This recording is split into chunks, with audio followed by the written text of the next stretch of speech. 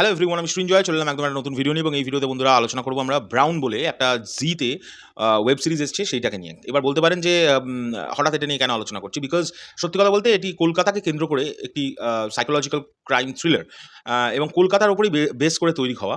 ওই কারণে আমি আরও ইন্টারেস্ট নিয়ে এটা রিভিউ করবো বলে বসেছি। মানে আমি সচরাচর আমি প্রচুর কাজ দেখি বন্ধুরা, প্রচুর কাজ দেখি, কিন্তু সব কাজের রিভিউ করি না। তার প্রধান কারণ হচ্ছে আমার অডিয়েন্স, আমার চ্যানেলের যারা এই মানে রিভিউগুলো শুনবে না।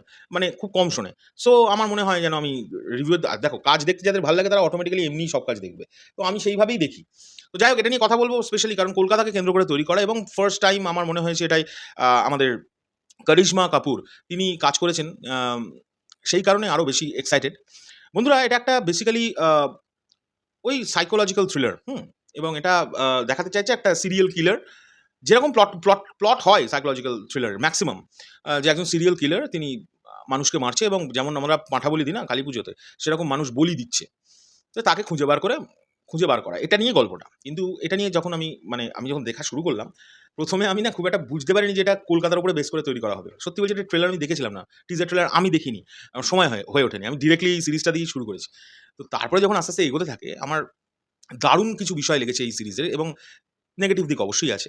প্রথম যে পজিটিভ দিকগুলি হচ্ছে কলকাতা। বন্ধুরা, কলকাতাকে যেভাবে এই সিরিজটাতে দেখানো হয়েছে, আমরা সেই জায়গাগুলো কিন্তু এর আগেও দেখেছি, অনেকবার দেখেছি। কিন্তু যেভাবে এখানে দেখানো হয়েছে, আমার মনে হয়েছে অতিরিক্ত ডিটেলিং করা হয়েছে সেই জায়গাগুলোর উপরে।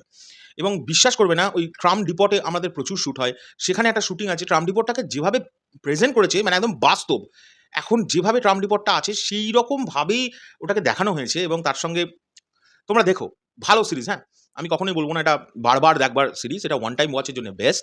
এবং হ্যাঁ, কিছু জায়গা প্রচণ্ড প্রেডিক্টেবল যারা থ্রিলার দেখে তাদের কাছে। আর যারা থ্রিলার দেখে না তাদের কাছে তো বাপরে বাপ! এটা একটা মানে চেরি অন দ্য কেক হয়ে যেতে পারে তাদের কাছে। সো এই হলো বিষয়। আর আমার সবচেয়ে যেটা ভালো লেগেছে এই সিরিজের, যদি কলকাতার কেন্দ্রিকটাকে বাদ দিয়ে বলি, সেটা হচ্ছে এই সিরিজের ডায়ালগ রাইটিং। হ্যাঁ, আমি বলছি না মাস্টারপিস, সেটা বলছি না। বাংলা ভাষার যে প্রয়োগ, সেটা যে কি সুন্দরভাবে একটা হিন্দি সিরিজে করা যেতে পারে এবং ওই ছোট, ছোট বাংলা নয়, রীতিমতো বড়, বড় সেন্টেন্স। এবং এটা আমার ভালো লেগেছে, যে শহরে শ্যুট হচ্ছে, সেই শহরের ভাষা বলতেই হবে বস। কিছু হলেও কষ্ট করে হলেও বলতে হবে। এবং করিশ্মাজিকে আমি দেখলাম, তিনি কিছু বাংলা বলছেন। হ্যাঁ, উনার বাংলার প্রনাউন্সিয়েশনে একটু গন্ডগোল ছিল। এটা নিয়ে কোনো ডাউট নেই। কিন্তু আমার খুব সুইট লেগেছে ব্যাপারটা। এছাড়া আমরা দেখতে পেয়েছি এই সিরিজে সেই খরাজ মুখোপাধ্যায়। কারণ আমি তো এখনো মনে করি যে রজতাভ বাবু, খরাজ বাবু এবং কাঞ্চন মল্লিক, এই ৩ টে অ্যাক্টর যেকোনো ভালো সিরিজ হোক, সিনেমা হোক, তোমরা এদেরকে পাবে। তা এদের মানে এদের উপস্থিতি, এই ৩ জনের মধ্যে একজনের উপস্থিতি এখানে আছেই, খরাজ বাবু। দুর্দান্ত অভিনয় করেছেন। এখানে যিশুদা আছেন, অসাধারণ লেগেছে ওনাকে। এবং দুর্দান্ত অভিনয় করিশ্মাজির সঙ্গে। তারপরে হচ্ছে এছাড়াও আরও অনেকে আছে, হ্যাঁ? আমি সকলের নাম ওরম করে বলতে পারছি না। আম তো আমার বেশ লেগেছে এই সিরিজটা। তোমরা এটাকে ট্রাই করতে পারো। অবশ্যই জি5 এ রিলিজ করেছে। আর আমি মন থেকে বলছি, আমি জি এর কাছ থেকে না এরকম কাজ আরও চাই। জি একসময় করেছে শিকারপুর। শিকারপুর খুব দুর্দান্ত একটি কাজ ছিল। তারপরেই করল শ্বেতকালী। দুর্দান্ত কাজ ছিল। আমি মনে করি এই কাজটাও কিন্তু খুব ভালো হয়েছে। এর আগে একটা কাজ ছিল যেটা রাজাচন্দ তিনি করেছিলেন। ওই কাজটা দারুণ ছিল। ওটা জি এরই প্রজেক্ট। অবাক বিষয়, ওই কাজটাকে নকল করে হিন্দিতে কাজ হয়েছে। ওটার একটা ওয়েব সিরিজ, আমি নামটা ভুলে যাচ্ছি। দুর্দান্ত লেগেছিল আমার। আমি কিন্তু রিভিউ করিনি। কারণ আমার অডিয়েন্স নেই। আমার রিভিউ কে শুনবে বস?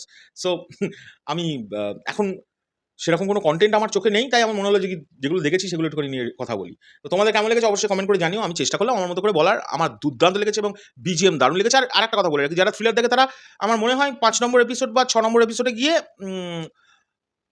৫ নম্বর এপিসোডে গিয়ে অলরেডি প্রেডিক্ট করতে পারলেও পারতে পারে যে কে করছে। হ্যাঁ, এটা আমার মনে হয়েছে। এবং হেলেনজি আছে, হেলেনজি অবশ্যই মেনশন করতে হবে। আলিয়া ভাটজির মা আছেন এই সিরিজে, আমি নাম ভুলে যাচ্ছি ওনার। হেলেনজি দুর্দান্ত, ওনার উপর রেসপেক্ট সবসময় থাকবে আমাদের। আমি অসাধারণ লেগেছে ওনার কাজ। ওই ছোট্ট কিছু দৃশ্যে উনি আছেন, বাট খুব সুন্দর, খুব সুন্দর। আমি চাই জি এর থেকে এরকম ধরনের কাজ আসুক, আরও কাজ আসুক। আ ভালো, জি একটু মন দিয়ে ভালো করে কাজ করলে যে ভালো কাজ দিতে পারে, এটা জি সবসময় প্রমাণ করেছে। ইভেন আমি আরেকটা কথা মেনশন করতে চাই, জি এর কাজের যে কালার লাটস গুলোকে ইউজ করা হয় না, সেগুলো না দেখলে বোঝা যায়। আমি একদিন পৌশালীর সঙ্গে এটি আলোচনা করছিলাম। জি এর কাজ মানে না, কালারটা দেখলেই তুমি ধরতে পারবে জি এর কাজ। ওরা এত সুন্দর একটা কালার গ্রেড করে, কালার গ্রেডিংটা এমন করে করে যেকোনো সিরিজের। তোমরা দেখবে লক্ষ্য করে, হ্যাঁ, আমার যেন মনে হয় যেন সেম কালার লাটস ইউজ করা, পট করে বসিয়ে দেয়। বাট ভালো। এবং এগুলো প্রত্যেকটা মানে ওটিটি প্ল্যাটফর্মে আছে কিন্তু, হ্যাঁ? মানে যেমন Netflix এর কাজ যদি তোমরা দেখো, খুব দেখো, তাহলে দেখতে পাবে, তোমরা বুঝতে পারবে Netflix এর ডকুমেন্টারি স্টাইল এক রকমের। মানে কালারগুলো। তো তো যাই হোক, সেটা আলাদা বিষয়, আমরা অন্য প্রসঙ্গে চলে গেছি। অবশ্যই দেখে কমেন্ট করে জানিও যে তোমাদের কেমন লেগেছে ব্রাউন। আমার কিন্তু খুব দারুণ লেগেছে। তো এখন চললাম, পরবর্তী ভিডিও শিগগিরই দেখাচ্ছি, টাটা।